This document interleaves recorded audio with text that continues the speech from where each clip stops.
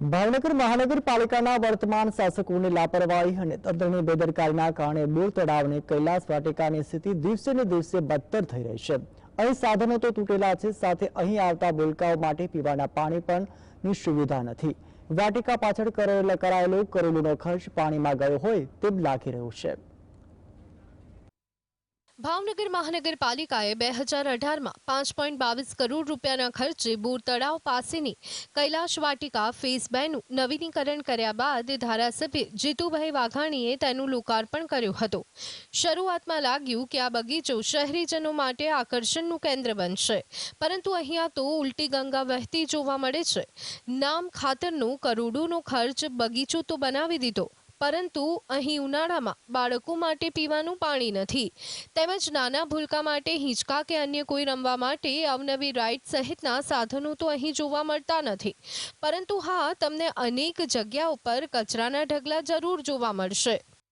ભાવનગરનું બોર તળાવ એટલે ભાવનગરના લોકો સારામાં સારું નજરાણું હોય તો બોર તળાવ છે। ત્યાં બાજુમાં કૈલાસ વાટિકામાં ફેઝ 1 ફેઝ 2 માં કરોડો રૂપિયાનો આ લોકોએ બગાડ કર્યો છે, નાખ્યા છે, ખબર પડતી નથી।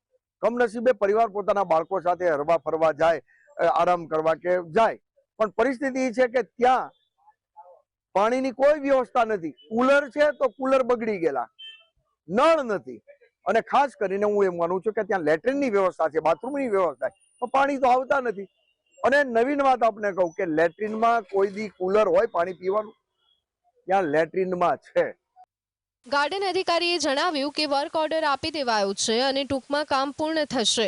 જો કે વર્ષોની ઉપેક્ષા પછી આ બગીચો ફરી સજીવન થશે કે નહીં તે વાત હજુ પણ શંકાસ્પદ જણાઈ રહી છે, કારણ કે લોકોને તંત્રની ગોળ ગોળ વાતોમાં રસ નથી, જમીન પર થનારા કામમાં રસ છે।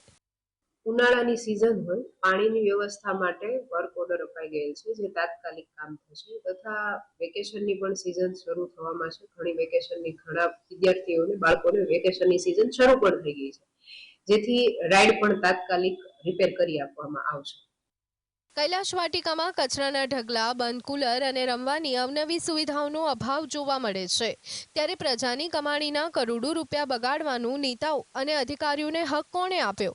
જો તેમનામાં સરકારી બગીચાની માવજત કરવાની ત્રેવડ ન હોય તો મોટા મોટા બણકા શા માટે ફૂંકતા હશે? કૈલાશ વાટિકા પાછળ ખર્ચાયેલા નાગરિકોના ટેક્સના પૈસા ક્યાં ગયા તેને લઈ સવાલ ઊભા થયા છે।